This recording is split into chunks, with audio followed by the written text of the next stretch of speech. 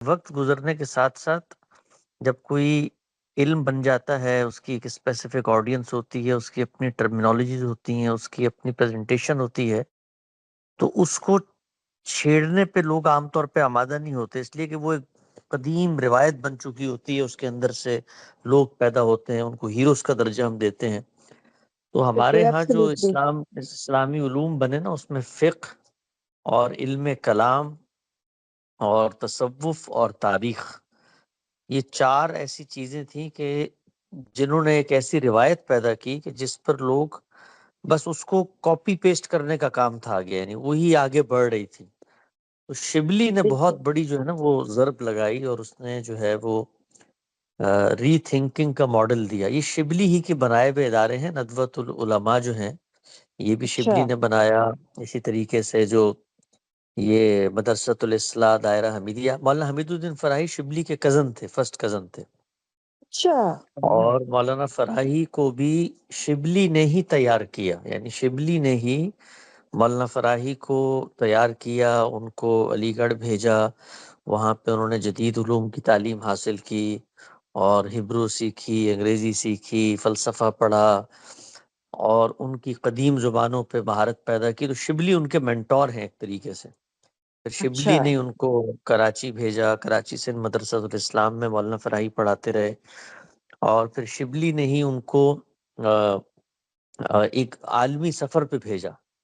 ہندوستان اچھا. کے اس زمانے کے جو وائس رائے تھے، انہوں نے خط لکھا کہ مجھے کوئی ایسا نوجوان دیں جو زبانیں سمجھتا ہو، فہم جس میں ہو، بصیرت ہو۔ تو پھر شبلی نے فراہی صاحب کو کہا کہ آپ جو ہے لارڈ کرزن کے ساتھ انہوں نے پھر ایک سفر کیا، عالمی سفر ہندوستان سے باہر کا۔ تو اچھا. یہ شبلی جو تھے نا اپنی ذات میں ایک انجمن تھے، اور وہ اتنے متحرک آدمی تھے، تحریکی آدمی تھے، اور ان کے نا ایک تصور تھا، یعنی آفاقیت کا تصور تھا، وہ محدود نہیں رہتے تھے جس جگہ پہ ہوتے۔ آپ سوچیں کہ شبلی اس وقت نکلے ہیں اور نکل کے ترکی گئے ہیں، اور وہاں کچھ مہینے قیام کیا، ترکی زبان سیکھی، اور اس زمانے کے جو سلطنت عثمانیہ کے حکمران تھے ان سے ربط ضبط قائم کیا، ان تک پہنچے۔ تو وہ ایک مطلب بڑا ورلڈ ویو رکھنے والے آدمی تھے۔ پھر تاریخ پہ دیکھیں انہوں نے کام شروع کیا، پہلے تو تاریخ لکھی، یہ نعمانی جو ہے نا بالکل. ان کے نام میں جی. سیرت النعمان انہوں نے لکھی ہے۔ یہ نعمانی لگاتے ہیں، یہ ابو حنیفہ کا نام ہے نا نعمان، ان کے اچھا. نام میں نعمان آتا ہے اسی نسبت سے۔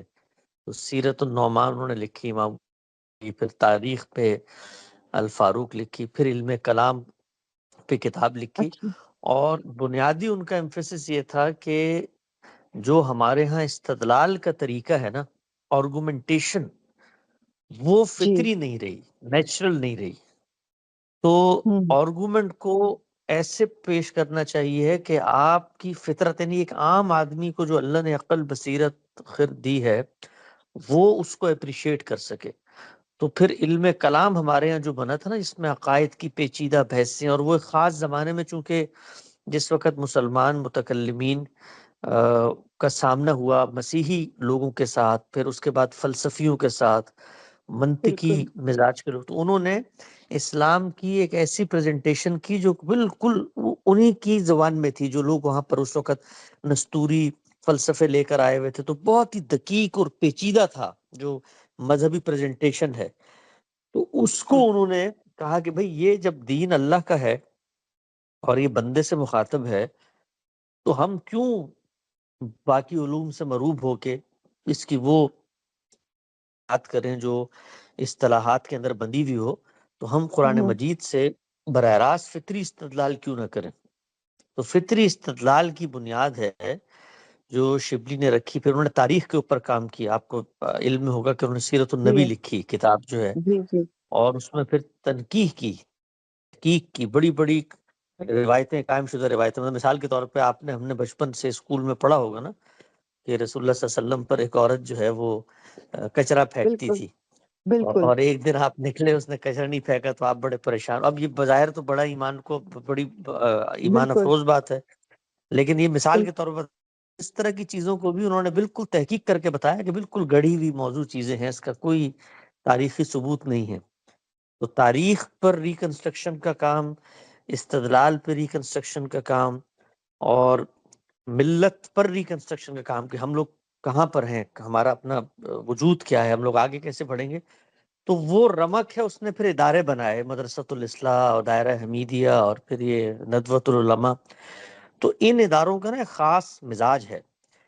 تو یہ جو لوگ اچھا وہاں کے پڑھے ہوئے ہوتے ہیں، آپ کے سوال کا ہی میں جواب دے رہا ہوں کہ جو لوگ وہاں پر پڑھتے ہیں نا، وہ فرقہ وارانہ تعصب سے بلند ہوتے ہیں. یعنی ان کو ان کے ہاں مسلکی شناخت اصل نہیں ہوتی. یہ دیوبند وغیرہ میں آپ دیکھیں یا بریلی میں دیکھیں بالکل تو وہاں پہ مسلکی شناخت اصل ہے، لیکن ان مدرسوں میں یہاں پر اچھا آپ کو جو ایک مزاج بنتا ہے، یعنی اس میں آپ کو عالمی زبانیں پڑھائی جا رہی ہیں، تاریخ آپ پڑھ رہے ہیں، تو اس سے فرقہ واریت تو نکل جاتی ہے. اب اگلی چیز بالکل یہ ہے کہ خود شبلی کے جو مدرسے تھے ان کے اندر جو سب سے بڑے عالم پیدا ہوئے مولانا حمید الدین فرائی ہیں.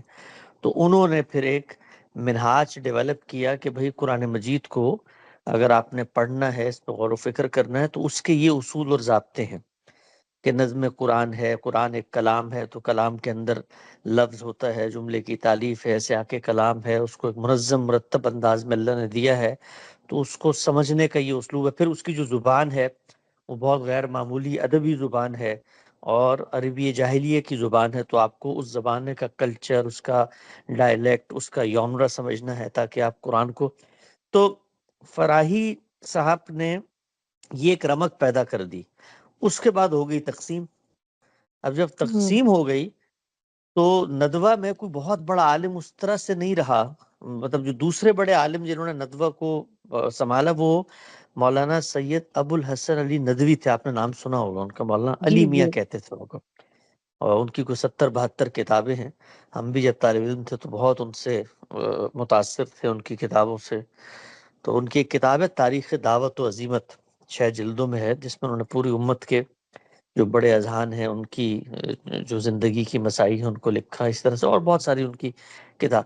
تو وہ جو تھے وہ مولانا مودودی کی فکر سے متاثر ہو گئے ہوں اور جماعت اسلامی میں شامل ہو گئے. مولانا جو علی میاں تھے، تو اس کی وجہ سے وہ جو ادارے کا تحقیقی رخ تھا وہ آگے نہیں بڑھ سکا. لیکن جو اصل عالم تھے وہ دو تھے. ایک تھے مولانا امین حسن اصلاحی اور دوسرے تھے مولانا اختر حسن اصلاحی، جو شاگرد تھے مولانا فراہی کے. ان کو کہا اچھا جاتا تھا ثانی اثنین ہے، یہ دو میں دوسرے ہیں، یعنی دو تھے یہ، اختر اچھا حسن اور امین حسن. تو امین حسن پاکستان آ گئے تو فراہی کی جو بنیادی سوچ تھی نا، جی وہ کیونکہ مولانا فراہی نے بہت ڈائیورسفائی کام کیا اور کوئی مکمل کام نہیں کیا. ان کی کوئی 30-35 کے قریب چیزیں ہیں، بٹ چھوٹے چھوٹے رسالے ہیں، چھوٹے چھوٹے نا، اس کو آپ کہتے ہیں جی جی چنکس میں وہ کام کرتے تھے. کوئی مربوط کام شروع سے آخر تک نہیں کیا. یعنی تفسیر کی تو پورے قرآن کی نہیں کی، وہ بالکل ابتدائی 2 پاروں کی تفسیر ہے. اور پھر علوم پر گفتگو کی ہے تو مفردات القرآن میں کی ہے. اس طرح ان کی دوسری کتاب جو ہے نحو پر ریکنسٹرکشن، تو ریکنسٹرکشن کی بنا رکھ دی، اصول دے دیے، کچھ اطلاقی آراء دے دی. لیکن اس پہ پہلی دفعہ کام ہوا وہ ہوا مولانا امین حسن اصلاحی کی تدبر قرآن جو تفسیر ہے نا، اس جی میں جی فراہی کے نقطہ نظر کا پہلی دفعہ مکمل انطباق کیا گیا. تو یہ جو حضرات ہیں نا جو انڈیا میں موجود ہیں، یہ اصول میں فراہی سے متفق ہیں. یعنی ان کے ہاں اچھا امام فراہی کی کا جو غور و فکر کا منہج ہے وہ بالکل درست منہج ہے. یہ فرقوں سے بالاتر ہیں. یہ کلام، تصوف، فلسفہ، اس کی آمیزاری، اس کی آمیزش سے دین کو الگ کرنا چاہتے ہیں. خالص قرآن و سنت پر غور و فکر کے حامی ہیں. لیکن اس غور و فکر کے بعد عمارت کیا بنے گی، یعنی اس کا نتیجہ ہوں کیا نکلے گا، تو وہ نتیجہ جو ہے وہ پہلی دفعہ غامدی صاحب نے ان اصولوں کی روشنی میں نکالا ہے. تو یہ جو ہمارے ہندوستان کے حضرات ہیں یہ ابھی مولانا اصلاحی پر رکے ہوئے ہیں. اور اچھا غامدی صاحب کا ان کو پورے علم کا تعارف اس طرح سے نہیں ہے کہ یہ اصل میں انہی اصول کو. اور دوسری وجہ یہ کہ جب اس کا اطلاق کیا گیا تو اس سے کچھ بڑے مسائل پیدا ہو گئے. مثلا اس میں کچھ اصولی بحثیں پیدا ہو گئیں، اس میں کچھ چیزوں کا اقرار ہو گیا، کچھ کا انکار ہو گیا. مثلا موسیقی ہے، اب وہ اصول فراہی صاحب کے ہیں کہ قرآن اصل ہے، تو اب قرآن حلت و حرمت کے اصول بتائے گا. تو اب اگر قرآن نے نہیں کسی چیز کو حرام قرار دیا یا اس کے اصولوں کے، تو وہ نہیں ہوگی حرام. لیکن پوری امت میں اگرچہ آپ بڑا تجدیدی ذہن رکھتے ہیں، لیکن آپ کلچرل تو اسی امت کا حصہ ہے نا، اس میں کچھ بالکل متفق علیہ چیزیں چل رہی ہیں. تو وہ جب غامدی صاحب کے آ کے وہ صحیح جگہ پر بیٹھ جاتی ہیں اور جو ہے وہ حرام جو غلط قرار دیا تھا وہ حلال، تو اس سے نا تھوڑا سا ایک حساسیت پیدا ہوئی خود اس حلقہ فکر کے لوگوں میں، انڈیا میں بھی اور پاکستان میں بھی، کیونکہ مولانا اصلاحی کے بھی شاگرد تھے. تو ان لوگوں کا مطلب میرے لحاظ سے اگر میں مثبت انداز سے دیکھوں تو وہ پہنچنا وہیں پڑے گا جہاں پر غامدی صاحب پہنچے، چونکہ ان اصولوں کا کوئی اور دوسرا ناگزیر لازمی تقاضا ہے ہی نہیں. وہ پھر اس کے بعد عبارت وہی بنے گی دین کی جو میزان میں انہوں نے بنائی ہے، لیکن بالکل وہ مطلب پہنچنے کا سفر مشکل ہے، وہ پہنچنے بالکل کا سفر مطلب آسان نہیں ہے. آپ کا مطلب یہ کہ میتھڈالوجی وہی ہے جو فرائی اور امین احسن اصلاحی کی ہے، جو باقی جتنے میں کنکلوڈ کرنا چاہ رہی ہوں سمجھ کے. جی اور تو لیکن آگے جو غامدی صاحب ایک سٹیپ آگے انہوں نے پھر اس کی اپلیکیشن میں اس میتھڈالوجی کو سوچ کے انہوں نے پھر اس کی اپلیکیشن کو بالکل قرآن کے ساتھ ٹیلی کیا ہے، جبکہ اور لوگ اور جو ہیں سارے اسکالرز وہ پھر وہاں پہ آ کے تھوڑا سا پھر وہاں پہ رک جاتے ہیں. اور مطلب میں لے مین لینگویج میں بات کر رہی ہوں کہ وہ ہاں، وہاں پہ رک کے وہ تھوڑا سا لے مین میں یہ ہے کہ ایک تو وہ پروسیس پورا ہر آدمی کر نہیں سکتا، نہ ابھی تک کیا ہے کسی نے. وہ اس ہمارے مکتبہ فکر میں وہ کیا ہی غامدی صاحب نے، کہ اس کو اصول سے اطلاق تک، اپلیکیشن تک، زمین پہ پورے دین کی تصویر کیا بنتی ہے. جب قرآن و سنت اصل ہوں گے، جب تاریخ، فلسفہ، کلام اور آپ ان چیزوں سے الگ کر دیں گے دین کو، جب فراہی کے اصولوں پہ مذہب کو سمجھیں گے، تو پھر وہ عملی عمارت کیا بنے گی، نتیجے کیا نکلیں گے، دین کی شکل کیا بنے گی. مطلب اس میں بنیادی بحث ہے نا، دین کا مقصد کیا ہوگا پھر. تو بالکل دین کا مقصد وہ تزکیہ ہے، وہ طے ہو گیا. اچھا اگر تزکیہ ہے تو پھر اس کا مطلب جتنی عبادات، احکامات شریعت کے اندر تقاضے بیان کیے گئے ان سب کو تزکیے کے ساتھ متعلق ہونا پڑے گا. اب وہ پورا بالکل پروسیس ہے جس میں پھر آپ بتائیں گے کہ ہر چیز کیسے تزکی کے ساتھ متعلق ہوتی ہے. اسی طرح سے دین نے جو احکامات دی اس میں فرد سے متعلق کیا احکامات، نظم اجتماعی سے متعلق. اچھا یہ جتنے حضرات تھے پیچھے والے اوپر، شبلی سے لے کے فراہی، سب ان کے اصول تو ڈیولپ ہو رہے تھے لیکن کلچرلی اسی امت کا حصہ تھے.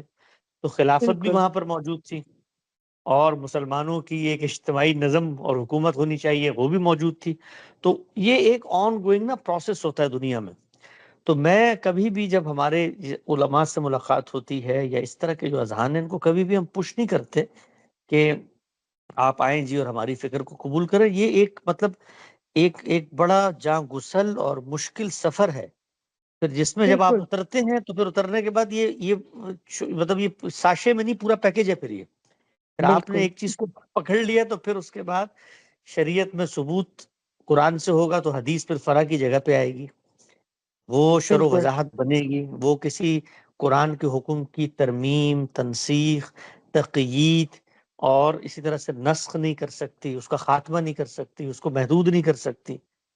تو ایک بالکل پورا کا پورا فریم آف ریفرنس بنتا ہے. تو یہ حضرات ابھی اس اصول میں وہاں کھڑے ہیں.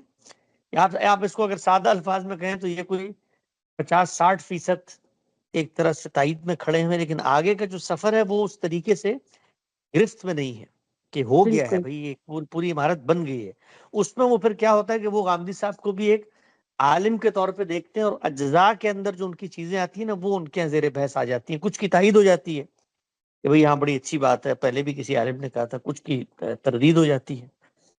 تو وہ پورے منہج کو ایکسپٹ کر کے آگے ایکسٹینشن، اور یہ آسان کام بھی نہیں ہوتا، اس میں انسانی جو کمزوریاں ہیں وہ بھی بڑی موجود رہتی ہیں. کہ بھئی یہ مثال کے طور پہ فراہی کا کام کا ایک ہی جانشین کیسے ہو گیا. ہم بھی تو مطلب باقی لوگ بھی تو کر رہے ہیں، اور انہوں نے بھی فراہی کو سمجھا لیکن اس سے وہ امت سے الگ تو نہیں ہوا. اچھا اس کی قیمت ادا کرنی پڑتی، وہ ہر کو تیار نہیں ہوتا. غامدی صاحب نے جب یہ کام کیا تو ظاہری بات ہے اس میں رجم بھی چلا گیا، اس کے اندر حدیث بھی صحیح جگہ پر آ کے بیٹھ گئی، یعنی ان کے لحاظ سے حدیث کی اس حیثیت کا انکار ہو گیا. تو پھر اس کی قیمت ہے جو آپ کو سوسائٹی میں چکانی ہے. تو وہ ہر آدمی کیا وہ قیمت چکانے کے لیے تیار ہے؟ اس کے لیے بہت زیادہ جس کو آپ کہتے ہیں قربانی بھی چاہیے ہوتی ہے. تو یہ ہے خلاصہ آپ کے سوال کا جو میں نے آدھے گھنٹے میں دیا ہے. بہت اچھا آپ نے بتایا، اور میری اتنی اچھی کلیئرٹی ہو گئی ان دونوں اسکالرس کی، کیونکہ ہم جو عام لوگ ہوتے ہیں وہ پھر میرے خیال میں وہ غامدی صاحب کی بات ہے کہ کوئی اگر کسی کی انٹینشن نیت دین کو سیکھنے کا کوئی صحیح دائی ہے تو وہ پھر ہر ایک کو سننا اور سمجھنا چاہتا ہے نا، تو وہ میرے لیے اتنی اچھی آپ نے یہ بہت زبردست ایکسپلینیشن دی اور مجھے بالکل صحیح سمجھ آ گئی، اور یہ بھی بالکل صحیح ہے کہ ہر انسان کا جو ہمارے استاد ہوتے ہیں، جو بڑے بڑے اسکالر ہوتے ہیں، ان کا بھی تو ایوالو ہونے کا ایک پورا ایک پروسیس ہوتا ہے نا، تو پش کرنے کی تو بات ہی نہیں ہے، تو بالکل صحیح، آہستہ آہستہ اپنی جگہ پہ کوئی چیزوں کا جو وہ رزلٹ سامنے آئے گا تو وہ پھر اس کے مطابق ہی ساری چیزیں ہوں گی۔ تو بہت بہت شکریہ، میرے خیال میں یہ بہت ہی اچھی باتیں آپ نے کی، اور بہت شکریہ۔ بہت عنایت۔ حسن بھائی، میرا کوشچن یہ ہے جی کہ ہم نے سنا ہے ٹپیکلی مسلمان جو ہوتے ہیں وہ ہمیشہ ان کے منہ سے یہ بات ہم دیکھتے ہیں کہ وہ کہتے ہیں کہ ہم لوگ کتنے خوش قسمت ہیں کہ ہم مسلمان پیدا ہوئے ہیں، اور وہ یہ کہتے ہیں کہ ہم جنت میں جائیں گے، اور یہ بہت بڑی خوش قسمتی ہے، ہم پریویلیجڈ ہیں کہ ہم مسلمان ہیں۔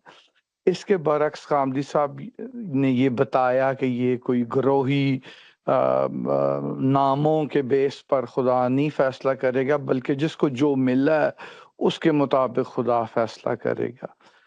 تو اگر ہم جو غامدی صاحب نے بتایا اگر اس کو مانا جائے تو پھر آدمی کو یہ تھوڑا، مجھے یہ لگتا ہے کبھی کبھی کہ پھر تو جس کو نہیں ملا، جس کو کم ملا، یا جو کہیں جس کو انفارمیشن جس تک کم پہنچی، تو وہ مجھے لگتا ہے کہ وہ پریویلیجڈ ہے، کیونکہ اس کے لیے آسانیاں ہیں، اس کو بات ہی نہیں پتا، اس سے کوشچن بھی آسان ہوں گے، اس کا عذاب بھی آسان ہے۔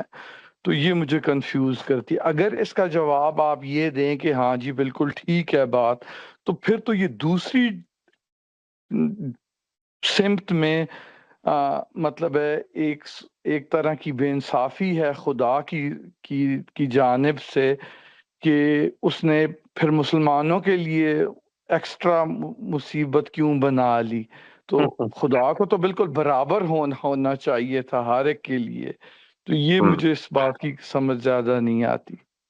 تو اس میں اللہ تعالیٰ نے کیا کیا ہے کہ جو ہدایت ہے اس کی 3 سطحیں ہیں جو مقرر کر دی، اور اس میں جو پہلی سطح ہے اس کے بارے میں اللہ کا یہ کہنا ہے کہ وہ تو میں نے تمہاری فطرت میں ڈالی ہے اور وہ ہر انسان کے اندر موجود ہے، چنانچہ وہاں پر تو کوئی اگنورنس یا وہاں پر تو کوئی عذر معذرت سرے سے ہو ہی نہیں سکتا۔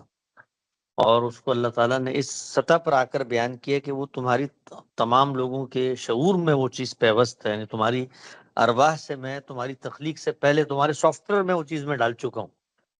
تو اس پہلو سے تو جو بنیادی چیز ہے وہ یہ کہ جی ہمارا رب کون ہے، اور شرک نہیں ہو سکتا، اس کی معذرت کسی صورت میں نہیں ہے، آپ تک پیغام پہنچا ہے، پیغام نہیں پہنچا، آپ مسلمان ہیں، آپ کافر ہیں، آپ ذمی ہیں، آپ مجوسی ہیں، کچھ بھی ہیں، کہیں بھی پیدا ہوئے، جنگل میں پیدا ہو گئے، کسی شخص سے زندگی بھر ملاقات نہیں ہوئی، تو پہلی سطح پر تو ہدایت ہر انسان میں پہنچ چکی ہے، اس درجے میں تو اس کا امتحان ہو گئی ہوگا۔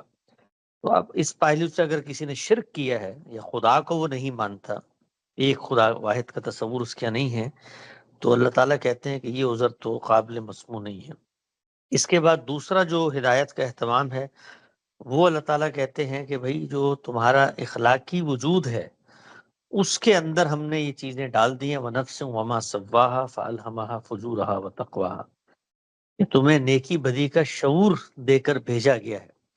تو اب یہ شعور بھی یہ نہیں ہو سکتا کہ کوئی شخص یہ کہے جی مجھے تو بات ہی نہیں پہنچی، یا میں تو مجوسی تھا، یا میں تو مسیحی تھا، یا میں تو مسلمان تھا، یا میں تو جنگل میں تھا، یا میں شہر میں تھا۔ یہ شعور بھی گویا آپ کے لیے ایک طرح کا عذر سے بچنے کا باعث نہیں بن سکتا، آپ کو جواب دینا پڑے گا۔ تو اب وہ جو 90-95% اللہ کے مطالبات ہیں، اگر آپ شریعت کو مان بھی لیں تب بھی وہ اخلاقی مطالبات بنتے ہیں۔ ان اللہ یأمرکم بالعدل والاحسان وایذی القربى وینہی عنکم الفحشاء والمنکر والبغی۔ تو اصل چیز کیا ہے دنیا کے اندر؟ وہ یہی چیزیں۔ تو ان کے بارے میں اللہ تعالیٰ یہ کہتے ہیں کہ یہ تو کوئی پیغمبر نہ بھی بھیجتا میں تو تب بھی تم سے ان چیزوں کے بارے میں میں نے سوال کرنا تھا. یہ تو شریعت اور پیغمبر کو اللہ تعالیٰ اپنی نعمت قرار دیتے ہو, کہتے ہیں یہ تو اہتمام زائد کیا ہے, میں نے اہتمام کر دیا ہے. تو دوسری سطح یہ ہو گئی, یہ بھی ہر انسان میں یکساں موجود ہے, گویا کوئی بھی ہدایت نہیں پہنچی, لیکن قیامت میں اللہ اخلاقیات اور اخلاقیات کے امتحان ہی ہوتا ہے. دن بھر جو 90% ہوتا ہے آپ عبادات اگر اس میں سے نکال دیں تو اخلاقیات ہی ہے, تو وہ اس میں بھی پھنس جائے گا, آدمی کو عذر معذرت نہیں کر سکتا.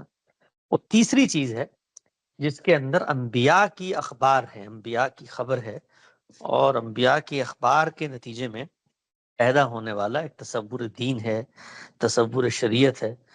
تو اگر آپ غور کر کے دیکھیں تو وہ کافی محدود ہے, وہ چھوٹا حصہ ہے. تو وہ اگر کسی شخص تک نہیں پہنچا تو ظاہری بات ہے وہ ان چیزوں میں تو موصول نہیں ہوگا.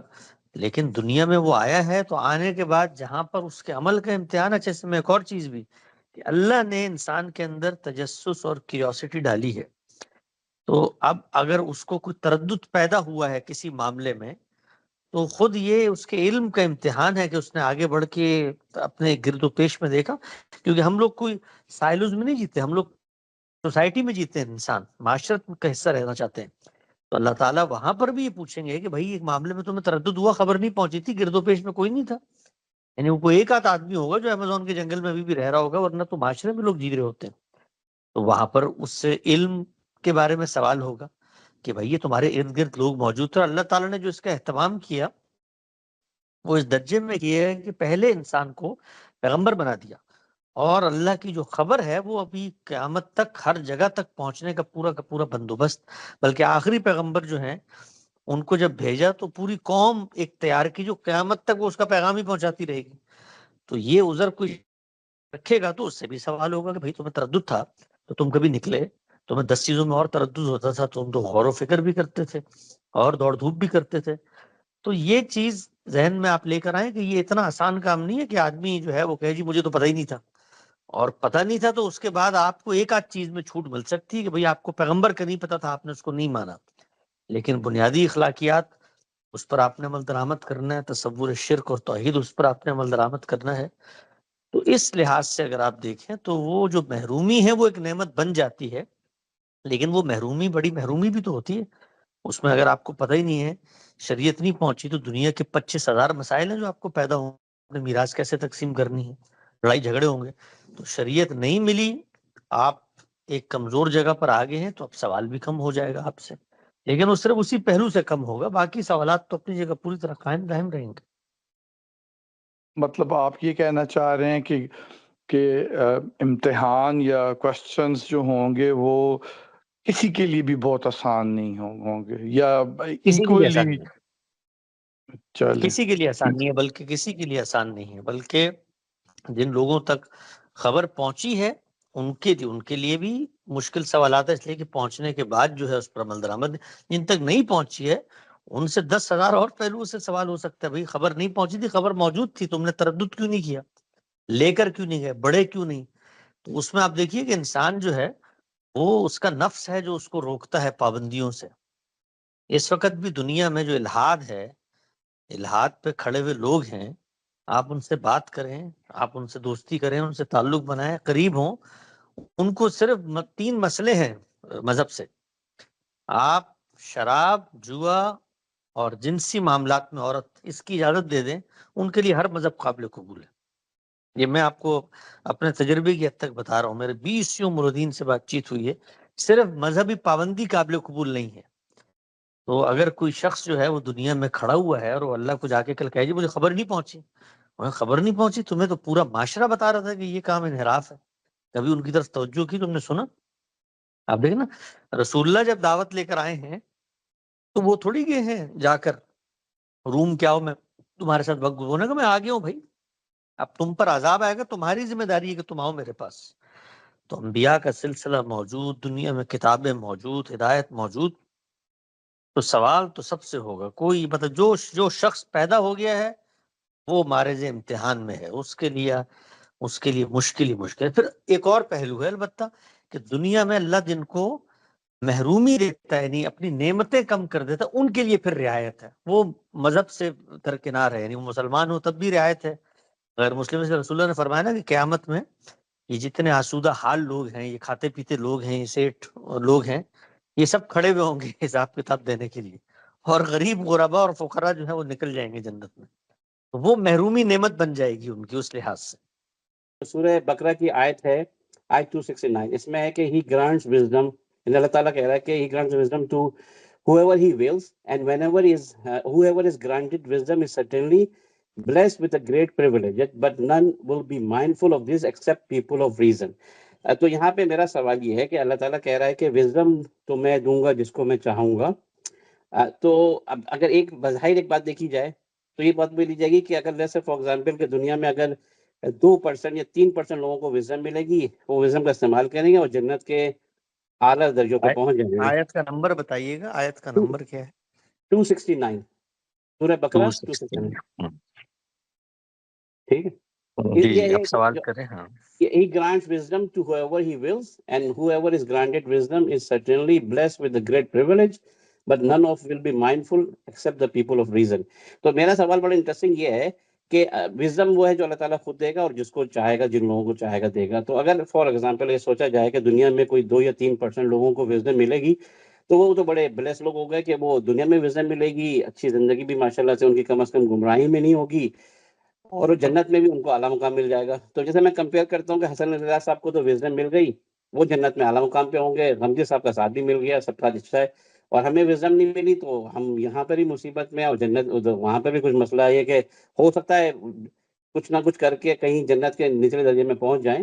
تو میرا کہنے کا مقصد یہاں پر یہ ہے کہ جو میرا ذہن یہ کہتا ہے کہ ٹھیک ہے، لیکن کیا کوئی طریقہ ہے ایسا کہ ہم اپنے آپ کو اس قابل بنائیں گے کہ اللہ تعالیٰ ہمیں وہ وزڈم عنایت کر دے گا؟ اللہ تعالیٰ نے کہا تو ہے کہ وہ جس کو چاہے گا دے گا. کیا انسان کے پاس کوئی ایسا طریقہ ہے کہ وہ اپنے آپ کو اس قابل بنائے کہ اللہ تعالیٰ اس کو وزڈم دے دے گا؟ وہ ان لوگوں میں شامل ہو جائے گا جن کو یہ وزڈم ملی ہے. جی جناب.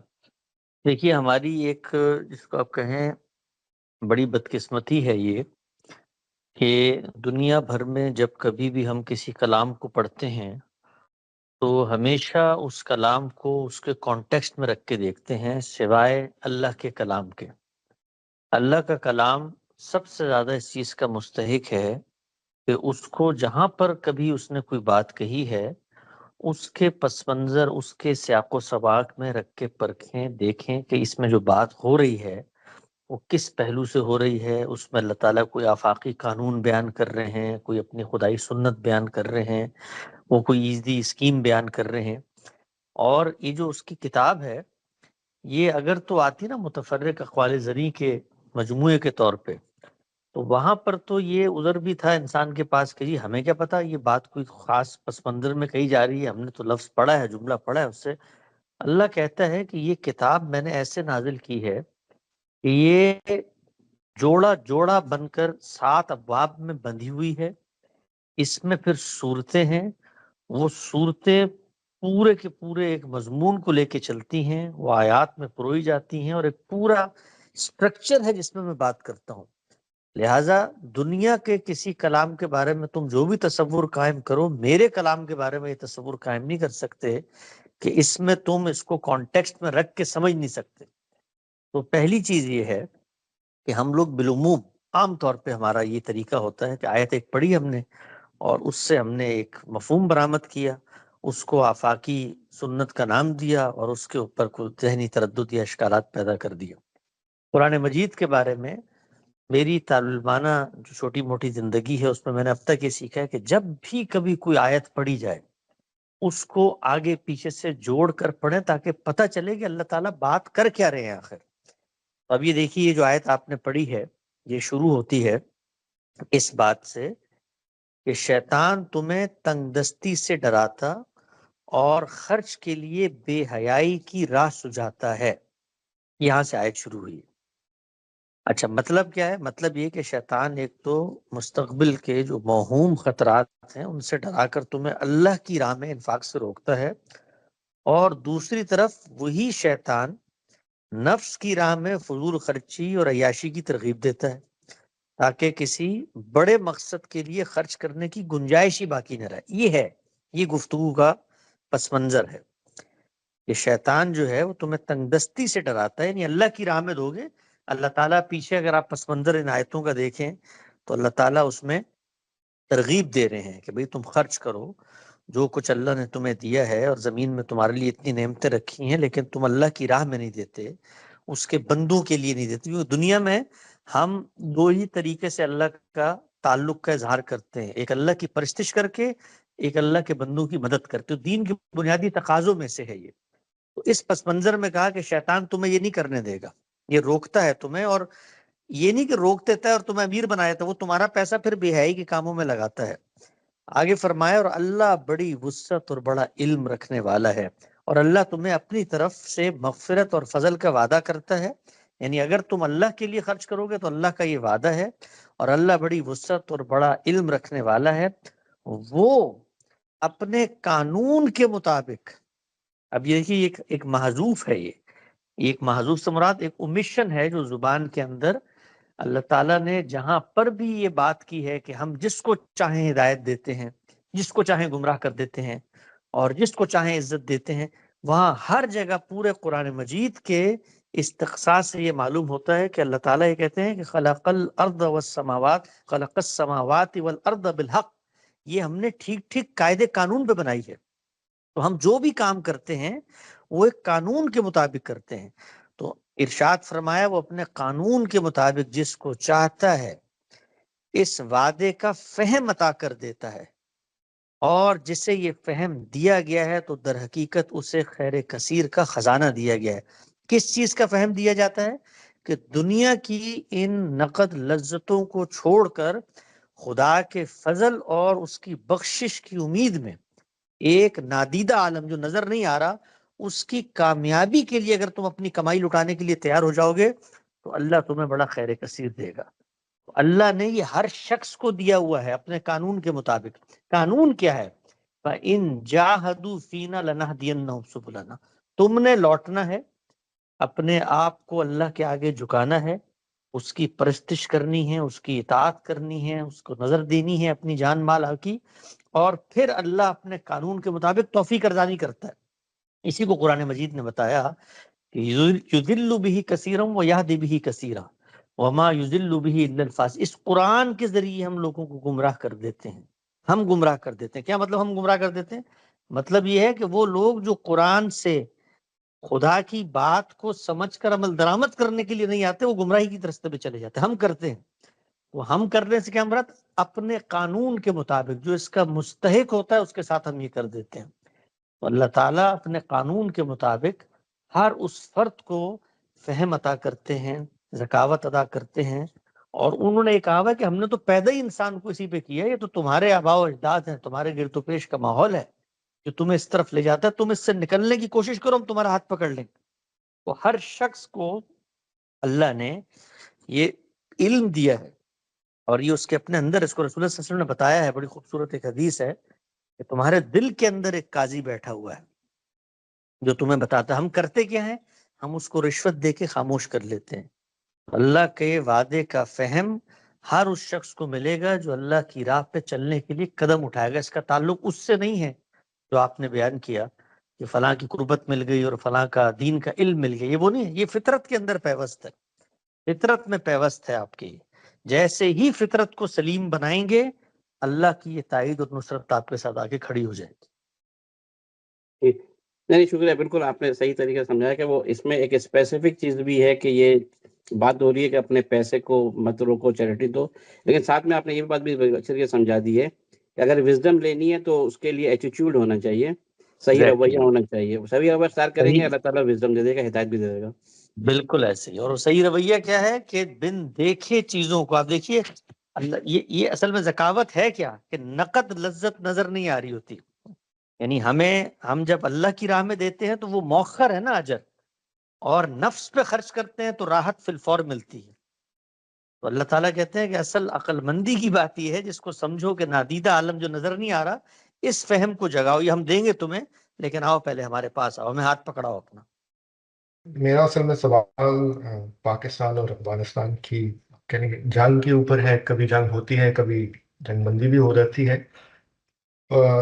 تو مطلب وہ اوبیسلی یہ بات بڑی کلیئر ہے کہ دونوں جو حکومتیں ہیں ان کے پاس برابر کی طاقت نہیں ہے. پاکستان अगर जो आप दोनों की फौजें आमने सामने खड़ी हो तो पाकिस्तान तो हरा देगा, मतलब जो जाहिरी बात नजर आती है। लेकिन जो वहाँ पे जो हुकूमत कायम है वो एक आप कह लें कि जो वो रिवायती जंग पे यकीन तो नहीं रखती। वो तो उनकी तो जो हिकमत अमली रही है वो तो एक गैर मुसावी जंगी है, या जिसको एसिमेट्रिक वॉरफेयर भी कहते हैं, उनकी वही हिकमत अमली रही है। तो जब पाकिस्तान उन पे जब कोई कार्रवाई करता है तो वहां से भी एक फिर उसी तरह के इक़दामात होते हैं जो पहले भी होते रहे हैं।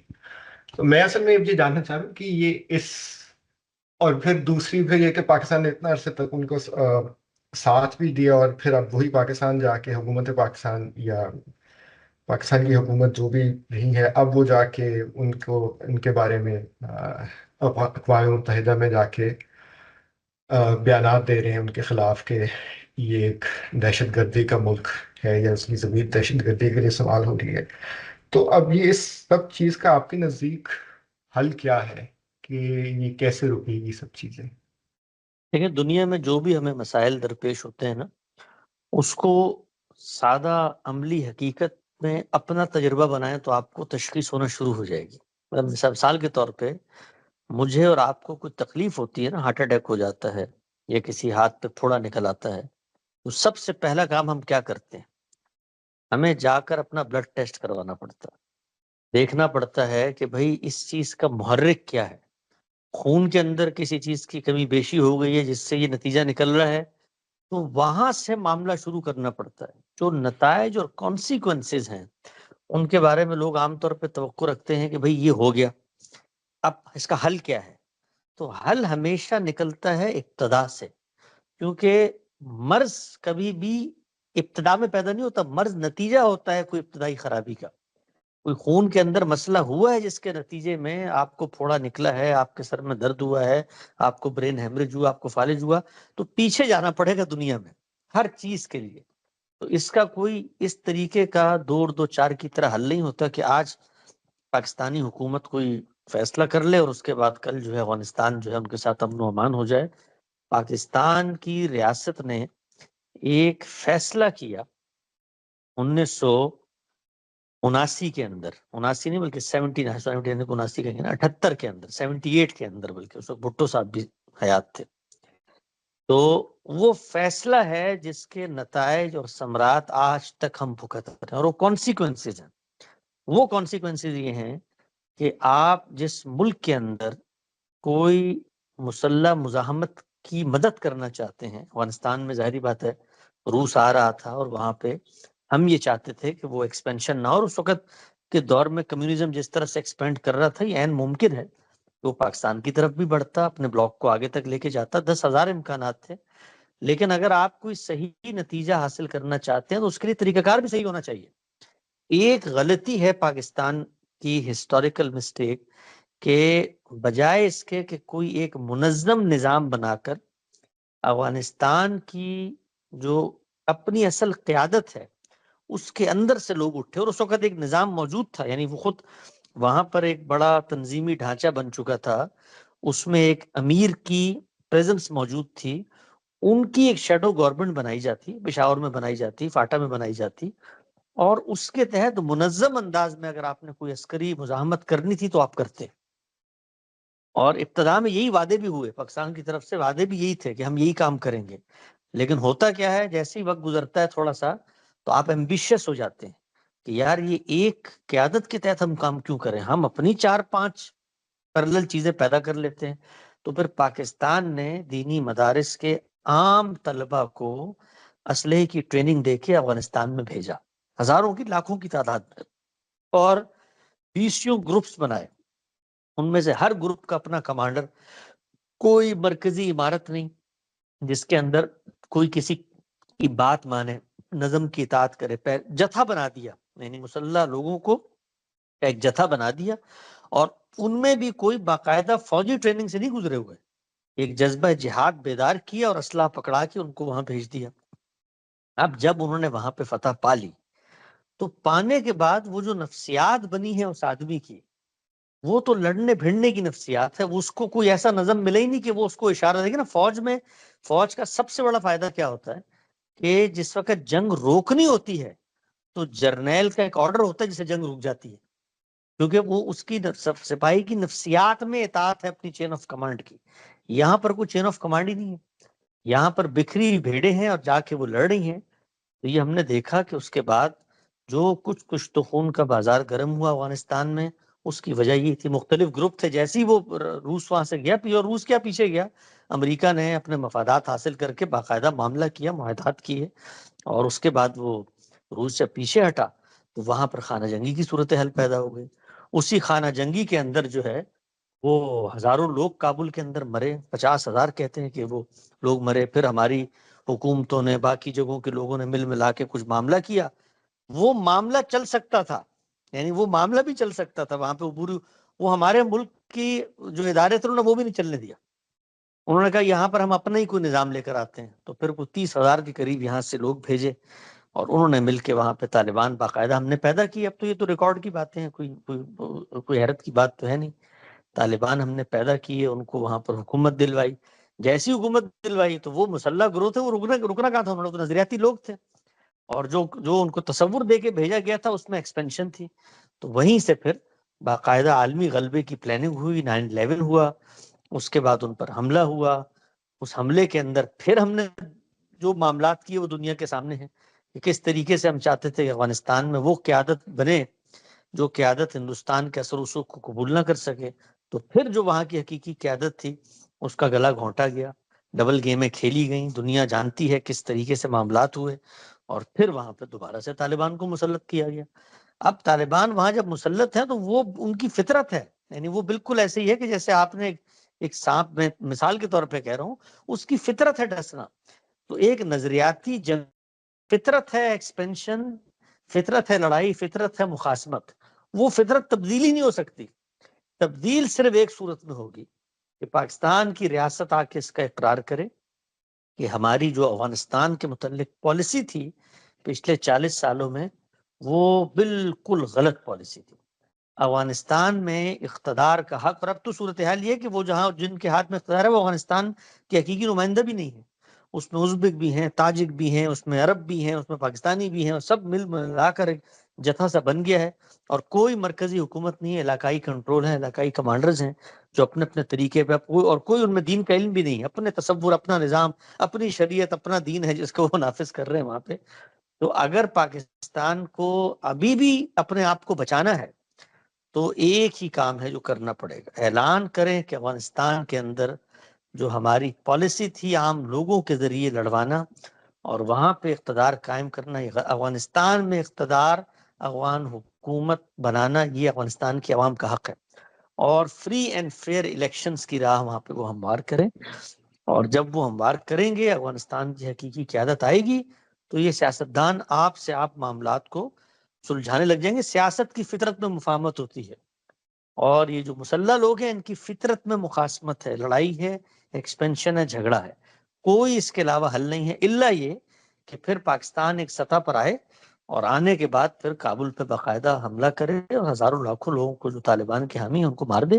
مارنے کے بعد پھر خلا موجود ہوگا تو اس کو پھر سے وہ محنت کر کے وہاں پر الیکشنز کروانے پڑیں گے. اور ایک نظام بن گیا تھا، دستور بن گیا تھا جو ہمارا وہاں پہ پچھلے 10 سال میں امریکہ نے بھی اور سب نے مل کے محنت کی. خود بڑے مسلح گروہ جو اس زمانے کے تھے جہاد افغانستان کے وہ شامل ہو گئے تھے حکومت میں. یہ حزب اسلامی کے سربراہ ہیں گلبدین، یہ بھی شامل ہو گئے تھے، اور حامد کرزئی اور اشرف غنی کی جو حکومت تھی وہ اچھا خاصا پرفارم کر رہی تھی، چل رہی تھی، دستور بن گیا تھا، فوج ایک بن گئی تھی. لیکن وہ سارا معاملہ ہم نے ڈسٹرب کیا، اس لیے کہ ہمارے مفادات کیا ہیں کہ ہندوستان وہاں پہ اپنے اثر رسوخ پر، ان کا معاملہ کیا ہے، ان کو چاہیے ہے پیسہ اور ان کو چاہیے اپنے دنیا میں اپنی ریکگنیشن، وہ جہاں سے ملے گی وہ کریں گے. اب وہ ہندوستان کے ساتھ بالکل نظر آتا ہے کہ ہندوستان کے ساتھ جو طالبان کے معاملات ہیں وہ پاکستان کے لیے اس وقت بڑا شدید سیکیورٹی کا خطرہ بن چکے ہیں. تو اتنے بڑے جو معاملات ہوتے ہیں ان کے جو کانسیکوینسز ہوتے ہیں ان کو لمحوں میں ریورس نہیں کیا جا سکتا، اس کے لیے بڑے فیصلے کرنے پڑتے ہیں. جی بہت شکریہ. حسن بھائی، سب سے پہلے تو آپ کا اور شاید فراہی اسکول آف تھاٹ کا شکریہ کہ ہمیں باہر آنے کے بعد جو تھوڑا سا ایکسپوجر ہو کہ جو ریشنل تھنکنگ شاید ہوئی ہے کہ تھوڑی بہت دین کے بارے میں، وہ آپ ہی کے مرہون منت، اس کے لیے تو میں آپ کا شکریہ ادا کرنا چاہتا تھا. اور سوال بیسیکلی میرا نا احتشام بھائی کے جیسا ہی ہے. جیسے آپ نے بات کی کہ فطرت کی بیس پہ فیصلہ ہوگا اگر کسی تک کوئی نبی نہیں پہنچا اور وہ دین اسلام میں پیدا نہیں ہوا. تو میرے ساتھ جو یہاں کے گجراتی ہیں انڈینز، تو ان کی آلموسٹ یہ فطرت میں ہے کہ انہیں ایک خدا کا ہونا اللاجیکل لگتا ہے اور جو نظر بھی نہیں آتا، اور ان کے اپنے بھگوانوں کا ہونا لاجیکل لگتا ہے اور شاید ان کی فطرت میں بھی ہے. کافی دفعہ بات بھی ہوئی تو مطلب ان کی جو بائی ڈیفالٹ نیچر میں آپ یہ کہہ دیں کہ ان کے ماحول نے ان کو بنا دیا، یہ تو ہمیں لگتا ہے نا کہ ان کے ماحول نے انہیں بنا دیا. تو ہمارے ماحول نے بھی تو ہمیں مسلمان بنا دیا، تو اس میں ہمارا کیا کام تھا یا فائدہ تھا؟ تو یہ بیسیکلی یہی سوال ہے کہ جو دھاروی میں پیدا ہوا ہے، جو بیچارہ گٹر کی زندگی گزار رہا ہے، یا کانگو میں پیدا ہوا ہے، آپ ان سے یہ مطلب میں ان سے یہ ایکسپیکٹ کروں کہ انہیں اس چیز کا بھی شعور ہو کہ ایک علم یا ارادہ ہے یا اختیار ہے یا کوئی فطرت ہوتی ہے، یا مطلب یہ چیزیں نا تھوڑی سی مطلب مجھے لگتا ہے کہ ان کے لیے تھوڑا زیادہ ہو جائے گا. شکریہ. دیکھیے یہ جو لوگ ہیں جو مثال کے طور پہ جن کا آپ نے حوالہ دیا، جو یہ دعویٰ کرتے ہیں کہ جی ہماری فطرت میں، خود جو سناتن دھرم ہے اس کے جو بڑے اکابرین ہیں، اس کے جو ہیں، وہ تو اس کے بالکل الٹ کھڑے ہوئے ہیں. وہ تو خالص توحید ہی کی طرف لوگوں کو پکار رہے ہیں، بلا رہے ہیں، اور ان کے اپنے اندر سے تحریکیں اٹھی ہیں. یہ جو آریہ سماج کی پوری تحریک تھی، وہ جو کیا نام ہے ان کا، پنڈت سرسوتی، تو ان کی تو پوری تحریک ہندو دھرم کے اندر سے اٹھی ہوئی ہے کہ بھائی یہ جو کچھ ہمارے یہاں شرک پیدا ہو گیا ہے یہ اصل دین نہیں ہے، اصل دین توحید ہے. تو یہ کہنا کہ جی فلاں جو ہے وہ شخص جی ایک مذہب پہ کھڑا، اس کو فطرت، وہ جس مذہب پہ کھڑا ہے اس مذہب کی فطرت میں وہ چیز اس طریقے سے موجود نہیں ہے. تو ہوتا کیا ہے، ہوتا یہ ہے کہ ہم بسا اوقات، اور یہ انسان کی جبلت میں، جب ایک چیز کو آپ اپنی عادت بنا لیتے ہیں اور اس کے ساتھ جینا شروع کر دیتے ہیں تو وہ آپ کی شخصیت کا حصہ بن جاتی ہے. یہ آپ دیکھیے ہم جنس پرستی کے بارے میں بہت سارے لوگ ہی دعویٰ کرتے ہیں ہماری فطرت میں یہ ہے. آپ ان سے کبھی گفتگو کریں، وہ مجھے 20 لوگوں سے گفتگو کرنے کا موقع ملا ہے. تو ہوتا کیا ہے کہ بچپن کے بعض واقعات ایسے شعور کا حصہ بنتے ہیں کہ ان کو لگتا ہے کہ یہ ہماری فطرت ہے. ہمیں فطرت نہیں ہوتی. تو فطرت کا ہونے کا مطلب یہ نہیں ہوتا کہ وہ ہر وقت فطرت کو آپ جگائیں گے تو فطرت بولے گی نا. فطرت کو آپ نے سلا دیا، فطرت کو آپ نے دبا دیا، فطرت کو موقع نہیں دیا، تو فطرت تو ہمیشہ حق کی طرف آتی ہے. تو یہ تو اتنا بدیہی سوال ہے. شرک کا معاملہ قرآن نے جب اس کو پیش کیا، اس نے کوئی دینی مقدمہ بنا کے پیش ہی نہیں کیا شرک اور توحید کو. اس نے تو خالصتاً عقلی اور اخلاقی مقدمہ بنا کے پیش کیا ہے کہ بھائی یہ شرک کیا ہے، خدا کی ذات سے کسی کو سمجھنا، یا خلق میں، یا تدابیر امور میں، یا صفات میں اس کا کوئی ساجی، کوئی سبارڈینیٹ اس کو شامل کرنا. تو یہ خدا کے حوالے سے دعویٰ ہے. تو خدا کے حوالے سے دعویٰ تو خدا خود کرے گا نا. اس نے کرنا ہے، اس نے بتانا ہے میں نے شرکا بنائے ہیں، جاؤ ان کو جا کے پوجو. تو کوئی ان میں سے اس جگہ پہ کھڑا ہوا ہے کہ یہ خدا کی طرف سے دعویٰ کر رہے ہیں تو لے کر آئیں سینکشن. کہاں کا ہے خدا نے؟ کوئی برہان، کوئی دلیل سرے سے موجود ہی نہیں ہے. تو خدا قرآن مجید میں کہہ رہا ہے کہ یہ ان ظالموں کو دیکھو، یہ فرشتوں کو میری بیٹیاں بناتے ہیں. او بھائی میں ہوں، میری بیٹیاں ہیں، مجھ سے تو پوچھ لو. افطرا کرتے ہو تم میرے اوپر. تو یہ کہنا کہ جی کسی شخص کا یہ کہنا کہ جی وہ کیونکہ میری فطرت میں چوری ہے، میری فطرت میں قتل کرنا ہے، تو فطرت مسخ ہو جاتی ہے. یقینی طور پہ تمہاری فطرت اس وقت اس جگہ پہ پہنچ گئی ہے، لیکن ہم تمہیں اخلاقی لحاظ سے اصل کی طرف لوٹنے کی دعوت دیتے ہیں. اور شرک جو ہے وہ ایک اخلاقی مسئلہ. میرے بارے میں اگر کوئی شخص جھوٹ بولے تو آپ مجھے بتاؤ، اور کہے میری فطرت میں ہے کہ میں حسن الیاس صاحب کے بارے میں جھوٹ بولوں گا، تو ہم کبھی اس کے سوزر کو مانیں گے؟ کہیں گے بھائی تمہاری فطرت میں میرا حق تلفی ہو رہی ہے، تم مجھ سے متعلق جھوٹ بول رہے ہو. تو شرک کیا ہے؟ خدا سے متعلق جھوٹ بولنا. یہ فطرت میں کیسے ہو سکتا؟ یہ تو ہو ہی نہیں سکتا. اس کے لیے تو لازماً دلیل چاہیے. خدا کے بارے میں آپ دعویٰ کر رہے ہیں، دلیل کے بغیر ہو نہیں سکتا. اور جن مذاہب پہ کھڑے ہوئے لوگ ہیں ان کی اصل میں کوئی دلیل موجود نہیں. خود سناتن دھرم کو آپ دیکھ لیں. آپ ہندوؤں کے جو اس وقت بڑے فرقے ہیں ان میں سے 7-8 بڑے فرقوں میں توحید کا کوئی تصور موجود ہے جو ہم پیش کرتے ہیں. اور یہ ان مذاہب کی اپنی تاریخ آپ دیکھیں، یہ انبیاء ہی کی مختلف قوموں کے بھٹکے ہوئے فرقے ہیں، ان کی اصل کی ٹریسز اس میں ملتی ہیں. تو یہ بالکل لغو بات ہے، بے بنیاد بات ہے. یہ مجھے تو فطری لحاظ سے یہ محسوس ہوتا ہے کہ شرک ہونا چاہیے. شرک دلیل کی بنیاد پہ ہوگا، خدا کے ساتھ نسبت قائم کر کے ہوگا، اور اس کو ثابت کیا جائے گا کہ خدا نے یہ کہا ہے مجھے کہ یہ کام کرو تم میرے نام. تو مائٹ بھی پاسبل کہ رام اور ایشور وغیرہ خدا کے پیغمبر ہو سکتے ہیں، اگر مطلب خدا نے ہر جگہ پہ پیغمبر بھیجے ہیں تو. اور دوسری بات تھوڑا سا ایک ایکسٹرا سوال ہو جائے گا کہ جس بندے کا مطلب روزی روٹی نہیں پوری ہو رہی، 8,000 روپے نہیں کما پاتا انڈیا میں 40% لوگ، تو اسے یہ مطلب اس چیز کا شعور ہوگا کہ اس نے فطرت کو دبا دیا ہے اپنی کو؟ ہاں کیوں نہیں ہوگا؟ جو روزی روٹی کیوں کما رہا ہے وہ بھی تو فطرت کا تقاضا ہے کہ نہیں؟ وہ بھی تو فطرت ہی کا تقاضا ہے. جو آپ کو جبلت دی گئی ہے اس کا تقاضا آپ پورا کر رہے ہیں، ہم مٹاتے ہیں. وہ روزی روٹی کمانے کے باوجود بھی مندر جاتا ہے کہ نہیں جاتا؟ یہ صرف روزی روٹی کماتا ہے، کیوں جاتا ہے مندر؟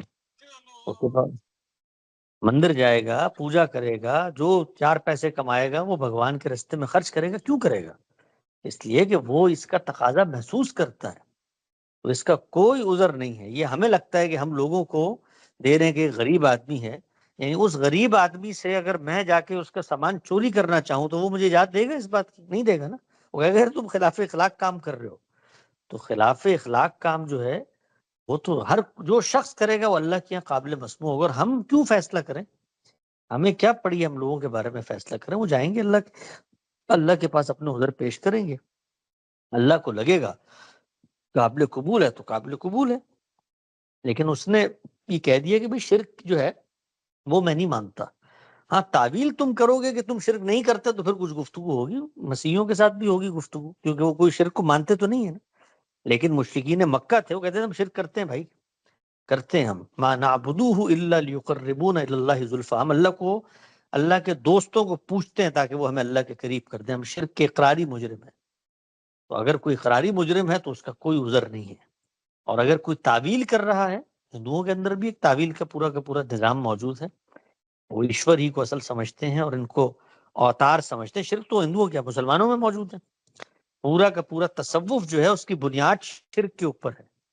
اور وہ کیا ہے؟ وحدت الوجود، کہ کائنات میں کسی چیز کا حقیقی وجود نہیں ہے، ہر چیز اصل میں خدا ہی کا پرتو ہے. تو اگر آپ نے کہا نا یہ میز ہے تو یہ ان کے نزدیک شرک ہے، کیونکہ میز ہو نہیں سکتی، یہ بھی خدا ہے. یہ پتھر بھی خدا ہے، یہ حجر بھی خدا ہے، یہ آسمان بھی خدا ہے، یہ پنکھا بھی، سبھی خدا ہے. تو یہ وحدت الوجود ہے. یہ خالصتاً شرک ہے. آپ نے ذات میں کسی کو شریک کیا سیدنا مسیح کی صورت میں تو شرک ہے. تو یہ صفات میں شریک کر لیا. تو شرک کے تصورات تو لوگ لیکن تعویل کرتے ہیں.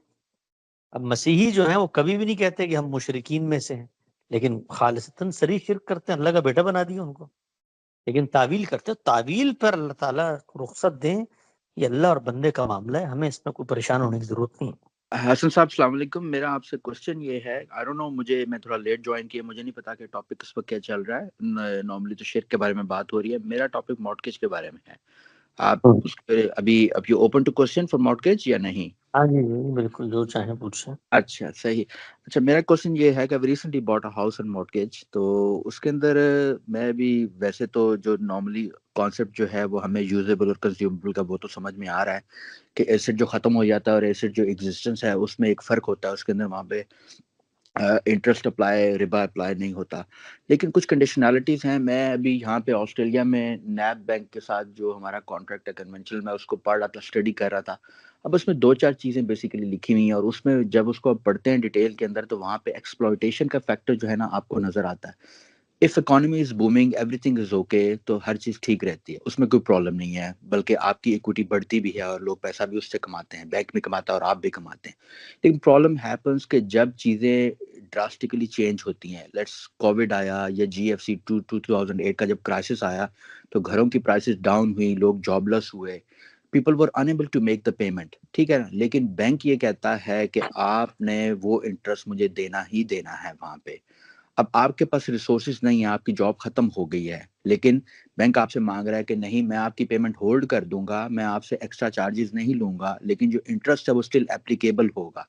ایک تو یہ فیکٹر ہے کہ جہاں پہ 2 پارٹیز کے اندر ایک پارٹی جو ہے نا وہ اسٹل لوزنگ اینڈ پہ ہو رہی ہے، دوسری پارٹی اس لوزنگ اینڈ سے پروفٹ کما رہی ہے. اب یہاں پہ ایکسپلوٹیشن کا فیکٹر کیسے اپلیکیبل نہیں ہے, آلدو کہ وہ یوزیبل کنزیومبل کا فیکٹرز ہمیں سمجھ میں آ رہا ہے کہ گھر کھڑا ہوا ہے. دوسری صورت یہ ہے کہ آپ ایک گھر ہے, وہ گھر کو کچھ نقصان ہو جاتا ہے, if you don't have an insurance, even آپ کے پاس انشورنس ہو بھی, اگر لیٹس سپوز آپ کے پاس انشورنس ہے, گھر جل جاتا ہے یا کچھ ہو جاتا ہے, اور انشورنس کی بھی آپ کو پتہ بہت ساری ٹیکنیکل ٹرمز ہوتی ہے, اور گاڈ فاربیڈ کہ اگر انشورنس یہ کہتی ہے کہ نہیں ہم اس کا کلیم پاس نہیں کر رہے, تو اس صورت میں بھی بینک آپ سے پیسے لے گا. آپ کا گھر بھی چلا گیا, وہ کنزیوم ہو گیا, اب وہ یوزیبل بھی نہیں رہا, وہ کنزیوم ہو گیا ابھی, تو اب آپ بینک بھی پیسے آپ کو دے گا اور آپ کو گھر بھی دوبارہ سے اس کو ریپیئر کرانا جو کرنا وہ آؤٹ آف پاکٹ ہوگا.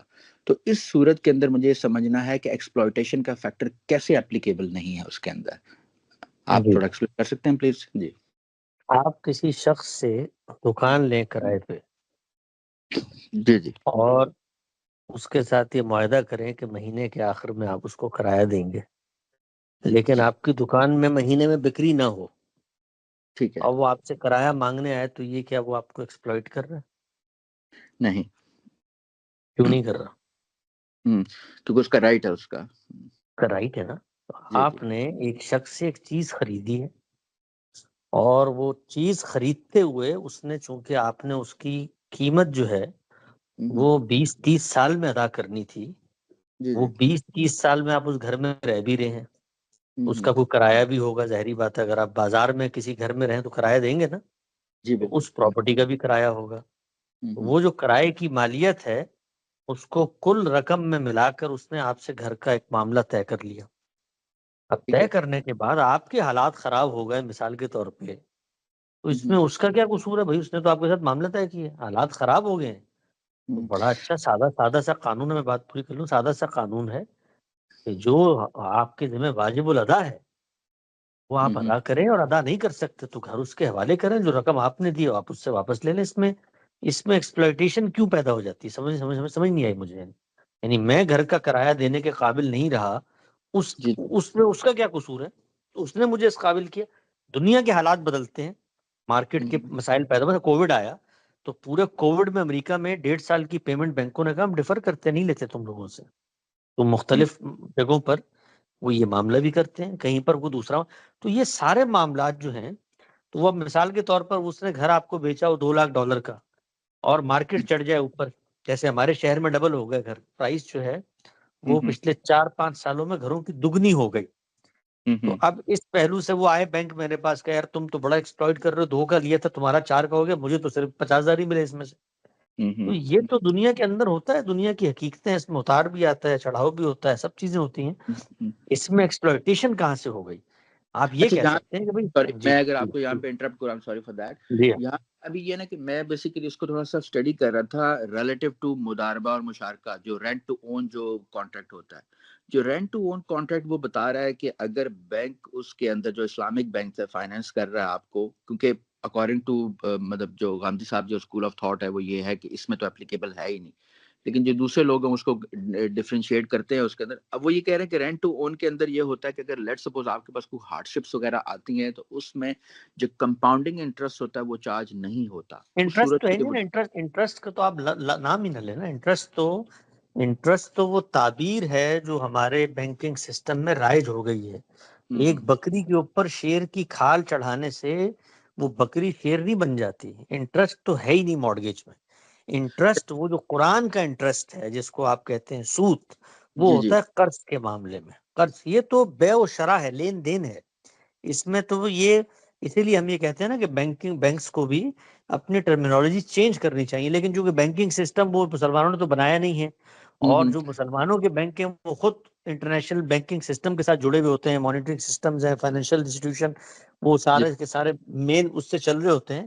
تو وہاں بڑا مشکل کام ہے. لیکن حقیقت کو سمجھنا چاہیے کہ یہ جو انٹرسٹ ہم کہہ رہے ہوتے ہیں, یہ انٹرسٹ نہیں ہے. یہ وہ انٹرسٹ نہیں ہے جو قرآن نے ممنوع قرار دیا ہے. یہ اچھا یہاں پہ وہ جی سوری میں جی اپولوجی اگین. مجھے یہاں کوئی پہ مسئلہ ایک دیکھیں, اب آپ جب کانٹریکٹ جیسے آپ ڈیٹیل میں پڑھتے ہیں نا بیسیکلی, اب میرے پاس وہ نیب بینک ہے آسٹریلیا میں, اس کے ساتھ ہے کانٹریکٹ. اب اس کے اندر کیٹاگوریکلی لکھا ہوا ہے کہ یہ جو کانٹریکٹ ہے that is not against the house, that is against the cash basically.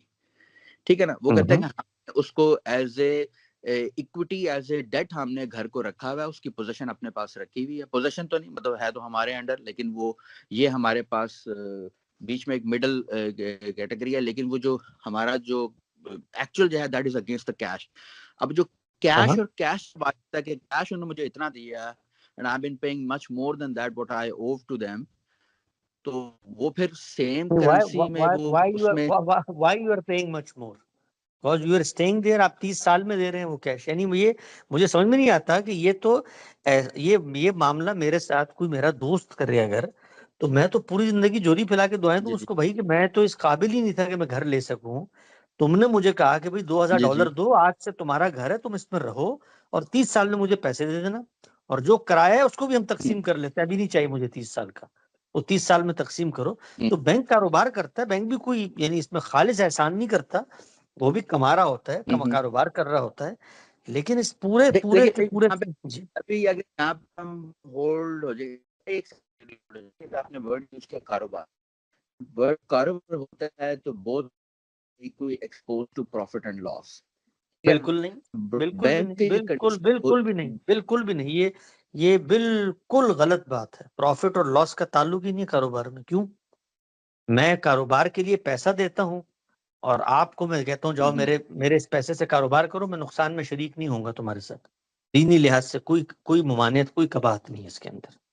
میں نے ابھی یہ جو اب دیکھیں یہی مین پوائنٹ ہے, اس کے لیے کوئی آپ کوئی ریفرنس یا کوئی پراپر بتا حدیث یا دیتا کوئی ہوں, آپ میں کوئی لیکچر میں آپ کو ریفرنس دے دیتا ہوں. یہ پورا تصور ایک حدیث کی غلط انٹرپریٹیشن سے پیدا ہوا ہے, اور کہ یہ کاروبار وہ ہوتا ہے جس میں نفع نقصان آپ دونوں میں شریک ہوں. یہ بات ایک حدیث کی بالکل مس ریپریزنٹیشن سے پیدا ہوا ہے, اور وہ حدیث ہے الخراج بالزمان. ایک جملہ ہے, ایک جملہ, اس سے لوگوں نے غلط انٹرپریٹ کیا ہے. تو ہم نے اس کو بتا دیا کہ اس روایت سے صحیح مراد کیا ہے. دین میں, قانون میں, اخلاق میں کوئی پابندی نہیں ہے کہ کاروبار میں آپ نفع نقصان دونوں میں شریک ہو. کوئی وجہ ہونی چاہیے بھائی. میں نے پیسہ دیا مثال کے طور پہ, یعنی ہوا کیا, ہوا یہ کہ ایک بندہ آیا رسول اللہ صلی اللہ علیہ وسلم کے پاس, اور اس نے آ کر کہا یا رسول اللہ, میں نے ایک شخص کا غلام خریدا تھا, اس نے مجھے یہ کہہ کر بیچا تھا کہ اس میں فلاں فلاں خصوصیات ہیں. تو میں نے جب غلام لے لیا تو مجھے پتا چلا جی یہ تو وہ کام کرتا ہی نہیں, مجھ سے تو اس نے غلط بیانی کی ہے. تو اب آپ اس کے پرانے مالک کو کہیں کہ یہ واپس لے اور مجھے پیسے دے. آپ صلی اللہ علیہ وسلم نے دونوں کو بلایا اور بلا کے کہا بھائی اس کا غلام آپ واپس کرو اور اس کے پیسے واپس کرو. تو اس نے کہا, جس کا بندہ تھا, اس نے کہا کہ یا رسول اللہ کہ یہ لے تو لوں میں بندہ واپس اپنا, لیکن اس نے 5 دن اس سے کام بھی تو کروایا ہے, تو اس کا کیا ہوگا؟ رسول اللہ نے فرمایا کہ اگر اس نے کام کروایا ہے تو مثال کے طور پہ اگر اس کو کچھ ہو جاتا, وہ مر جاتا, تو اس کی ذمہ داری کس پہ تھی؟ اسی پہ ہوتی نا, اگر اس نے کام بھی کروایا. تو الخراج بالزمان, جو منفعت ہے وہ ذمہ داری سے آتی ہے. تو اس نے منفعت حاصل کی تھی غلام کی, غلام کو 4 دن رکھا تھا اپنے پاس, منفعت حاصل کی تھی, لیکن ذمہ داری بھی تو لی تھی رکھنے کی. تو یہ لفظ ہے الخراج بالزمان. اس سے علماء نے یہ چیز نکالی کہ اس کا مطلب یہ ہے کہ فائدہ آپ نہیں اٹھا سکتے اس وقت تک جب تک آپ نقصان میں شریک نہ ہو. نقصان تو زیر بحث ہی نہیں, ذمہ داری زیر بحث ہے. تو جس وقت میں مثال کے طور پر آپ کو پیسہ دیتا ہوں کاروبار کرنے کے لیے, تو میں نے اپنی ذمہ داری پوری کر دی, پیسہ دے دیا, وہ میں کما کے لایا ہوں پیچھے محنت کر کے. اب آپ کا کام ہے کہ آپ اس سے پیسہ بنائیں اور مجھے نفع میں شریک کر لیں. میں نقصان میں شریک نہیں ہوتا, میں پرنسپل سیکیورڈ فائنینسنگ کروں گا. تو ذمہ داری میں نے لی ہے, پیسہ فراہم کرنے کی ذمہ داری لی ہے, میں کیوں نقصان میں شریک ہوں؟ تو دنیا میں کاروبار کے 10 طریقے ہیں. کوئی شریک ہونا چاہتا ہے, بڑی اچھی بات ہے, شریکوں کو دینی لحاظ سے ممنوع تھوڑی ہے, لیکن یہ کہنا کہ کاروبار تو ہوتا ہی وہ ہے. تو اس پہ میں نے ایک آرٹیکل لکھا ہے, چھوٹا سا آرٹیکل ہے, اس کو آپ پڑھ لیں. اس میں بتا دیا ہے کہ صحیح بات کیا ہے, الخراج بالزمان سے مراد کیا ہے, اور روایت کو کس طریقے سے غلط. وہ روایت ہمارے موقف کی تائید میں ہے کہ ذمہ داری ادا کر دو تو پھر نفع لے سکتے ہو, نقصان میں شریک ہونا لازم نہیں ہے. وہ ہمارے موقف کی تائید میں روایت ہے, اس کو الٹ سمجھا گیا ہے. سوری, وہ آرٹیکل گوگل پہ اویلیبل ہے, if you search on Google جی تو ہاں, آپ سمپل لکھیں, میں آپ کو بھی لنک بھیج دوں گا ان کو, حارث کو. جی جی جی بلکہ جی جی یہیں بھیج دیتے ہیں، آپ ابھی ہاتھ کے ہاتھ ہی لے لیں، جی جی ضرور اس کو پڑھ لیں۔ اچھا، اور دوسری چیز while you are typing it میں دوسرا مجھ سے یہ پوچھنا تھا کہ جو ہمارے پاس جو ابھی آف کورس یعنی کہ دنیا کا فائنینشیل سسٹم، اکنامک سسٹم اتنا کمپلیکس ہے کہ نارملی جو بندہ فائنینس اور اکانومی میں اتنا لٹریٹ نہیں ہوتا، اس کے لیے کسی چیز کے لیے ایکسپرٹ اوپینین دینا بہت مشکل ہوتا ہے۔ اگر ابھی آف کورس جیسے آپ جیسے لوگ ہیں یا اور اسکالر ہیں جو اس کے اوپر کام کر رہے ہیں، تو ویئر از دا پوائنٹ کہ جہاں پہ ماڈرن اکنامک سسٹم اور ہمارا جو علماء کا جو اسلامک اسکالرز جو ہیں وہ وہاں پہ کنورج کیوں نہیں ہو پا رہے؟ اسٹل ابھی تک لارجلی اس پریکٹس کو، مارٹگیج کو کیوں ابھی تک اتنا جو ہے نا فوربیڈن سمجھا جاتا ہے؟ لوگ مجبور ہوتے ہیں، کر بھی اس لیتے لیے ہیں۔ جی جی نہیں، وہ اس لیے کہ ہمارے جو علماء اس کی طرف متوجہ ہوئے، جی انہوں نے موجودہ نظام ہی کے اندر ہیلے بازی کر کے اسلامک بینکنگ کا پورا اسٹرکچر کھڑا کر لیا۔ وہ اگر اس پہ توجہ دیتے کہ جو اس نظام کے اندر، اس کے اندر بھی کچھ خرابیاں ہیں، جی مثلاً یہ کہ آپ نے قرض لیا ہے، جی فائنینسنگ کروائی ہے کاروبار کے لیے اور نقصان ہو گیا، تو نقصان کے بعد نفع کا مطالبہ نہیں ہونا چاہیے، یہ ایک اخلاقی اصول ہے، جی تو اس پر بھی ہونی چاہیے۔ لیکن وہ ساری کی ساری توجہات یہاں جانے کے بجائے وہ جو نظام تھا اس کو ہیلے بازی کے ذریعے جائز کرنے میں ہو گیا، ورنہ اس کی ضرورت ہے۔ غامدی صاحب کا ایک آرٹیکل ہے سود کا مسئلہ کے زیر عنوان، اوکے مقامات میں گوگل پہ لکھیں گے آ جائے گا، اس میں انہوں نے بینکوں کو تجاویز دی ہیں یہ تین، کہ بھئی یہ تمہیں تین کام تمہیں کرنے چاہیے، تو مسلمانوں کو اس پر متوجہ ہونا چاہیے۔ وہ نہ ہونے کی وجہ کیا ہے کہ وہ ایک انہوں نے اپنا موجودہ سسٹم ہی کو اسلامائز کرنے کی کوشش کی۔ اوکے، اور آپ کی نظر میں ویسے اگر یعنی کہ آپ جو اسلامک بینکنگ یا فائنانس اس کو آپ چھوڑ دیں، ویسے جو کنونشنل جو مارٹگیج کا جو سٹرکچر ہے، ویسے تو بینکنگ سسٹم وی آل نو کہ اٹس بیسڈ آن ربا، اور اس کے جو مین جو پاورز ہیں وہ ساری آپ کو پتہ ہے گلوبل پاورز کے ہاتھ نہیں، میں چل۔ بالکل نہیں، بالکل ایسا نہیں ہے۔ بینکنگ موجودہ جو ماڈرن بینکنگ سسٹم ہے، جی جی وہ جو ربا جس کو قرآن نے ربا قرار دیا ہے، وہ قرض پہ آپ ضرورت کے تحت قرض پہ منفعت لیتے ہیں، وہ تو آج کا امریکہ جیسے جو دنیا کا سب سے بڑا بینکنگ سسٹم جو موجودہ 5 سے 7% نہیں ہے پرسنل لونز، 95% جو ہے وہ فائنینسنگ پہ بینک چل رہا ہے، اس کا ربا سے کوئی تعلق ہی نہیں ہے۔ بینک کاروبار کرتا ہے، بینک آپ کے لیے فائنینس کرتا ہے، آپ کے کاروبار میں شریک ہوتا ہے اور اس سے نفع حاصل کرتا ہے۔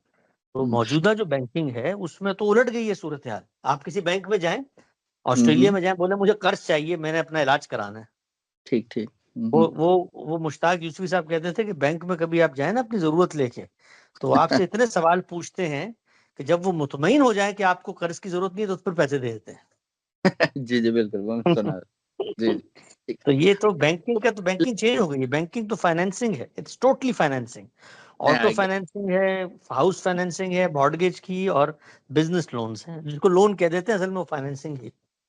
اچھا، ایک نارمل ایک کامن مین کا سوال، جیسے میرا ایک وہ ہوتا ذہن میں آتا ہے کہ دیکھیں ہم اپنی زندگی جیتے ہیں ایک میڈیوکر لیول کے اوپر، اور آپ کو جو بڑی کارپوریٹس ہیں جس میں مین بینکس ہیں، ابھی جو I'm not sure will you be aware کہ آسٹریلیا کے اندر 4 بڑے مین بینک ہیں، اس میں کامن ویلتھ بینک جو ہے وہ سب سے بڑا بینک ہے، لیکن ابھی لاسٹ ایئر رپورٹ آئی تھی، اس میں بتایا تھا کامن ویلتھ بینک نے، یعنی کہ بگ 4 کہا جاتا تھا 4 بینکوں کی وجہ سے، لیکن ابھی وہ رپورٹ آئی تھی کہ وہ ایکچولی بگ 1 بن گیا ہے۔ اب ایکچولی یہ ہے کہ دنیا میں اوور آل جو فائنینشیل کرنچ چل رہا ہے اس سے زندگی چیزیں تھوڑی سی مشکل ہوئی ہیں، ایسا نہیں کہ گزارا نہیں ہو پا رہا، لیکن انفلیشن بہت حد تک بڑھ گئی ہے۔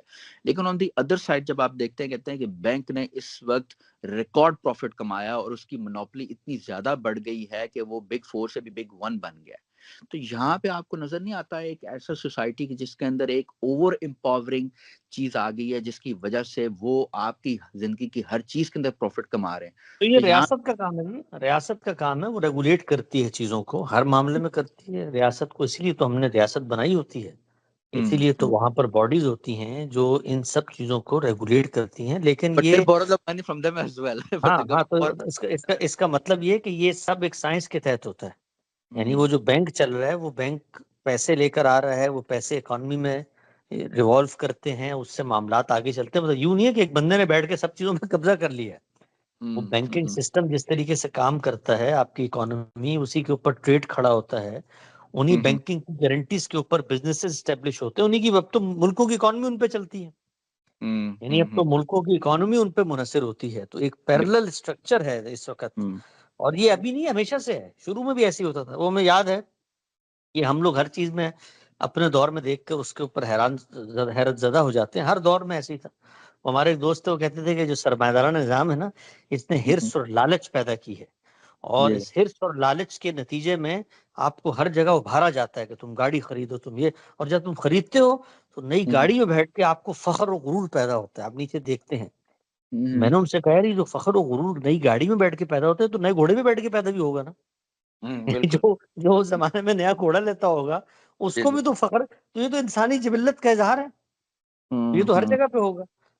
تو یہ جس طرح آج ہے اس طرح پہلے زمانے میں بھی اسی طرح سے دو چار لوگ ہی ہوتے تھے.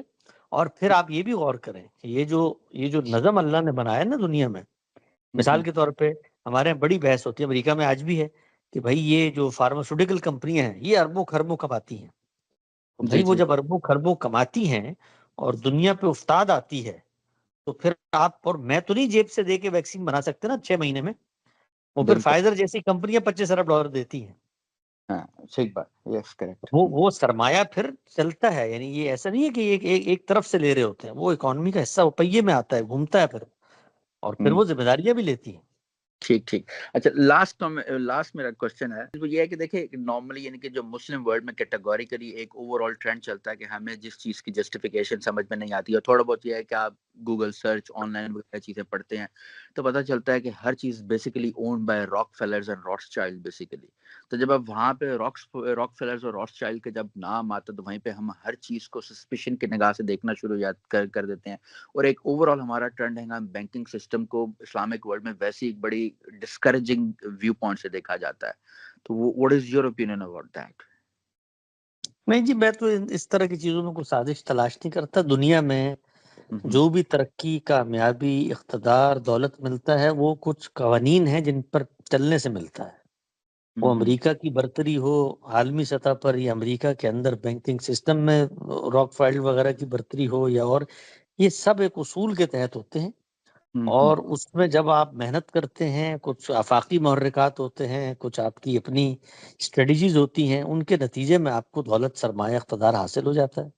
یہ جن کو حاصل ہو جاتا ہے وہ پھر اپنی حیثیت بھی منواتے ہیں، وہ فیصلے بھی کرتے ہیں، وہ ملکوں کی معیشتیں بھی چلاتے ہیں. تو یہ تو ان کے ہاتھ میں ہوتا ہے. جس کے پاس طاقت ہوگی وہ طاقت کا اظہار نہیں کرے گا. ہمارے پاس گھر میں طاقت ہوتی ہے، بیوی پہ اظہار کرتے ہیں اس کا، کنارے میں ہوتی ہے، ملازمین پہ کرتے ہیں. تو جن کو عالمی سطح پہ حاصل ہوگی وہ کیوں اس کا اظہار نہیں کریں گے؟ تو لوگ اس کو سازش کی نگاہ سے دیکھتے ہیں. میں تو اس کو بالکل بدیہی فطری حقیقت سمجھتا ہوں کہ جب آپ کے پاس طاقت ہوگا، سرمایہ ہوگا، تو آپ کنٹرول کرنا چاہیں. معیشت ہے کیا ملک کنٹرول کریں گے، تہذیب کنٹرول کریں گے، آپ کے مذہبی افکار جو ہیں آپ ان کو چاہیں گے پوری دنیا اس کو اپنائے. تو بہت فطری چیز ہے. یہ ہمارے پاس بھی اسی طرح ہوتے تھے، یہ سب ہمارے بھی اسی طرح سے ہے. راکفیلر ہمارے بھی ایسے ہی تھے. کبھی میں آپ کو مثال کے طور پہ بتاؤں نا کہ ہمارے سیدنا کیا نام ہے ان کا، نام ذہن سے نکل گیا، ان کی دولت کا بتاؤں، صحابی ہے، ان کی دولت بتاؤں تو آپ حیران پریشان رہ جائیں گے کہ بھئی ایک زمانے میں ایک شخص کو اتنی دولت بھی حاصل ہو سکتی ہے.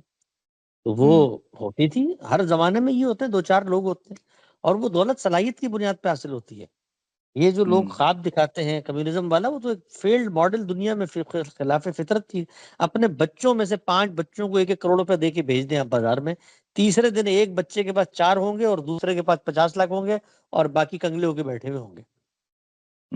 وہ مساوی جو ہے وہ صلاحیت انسان کو اللہ نے دی ہے اس میں. اور خود قرآن مجید نے بتایا ہے، اس کی وجہ بتائی ہے کہ تاکہ بعض کے کام اہلیت خود بعضکم بعض سخریہ، یہ ہو نہیں سکتا.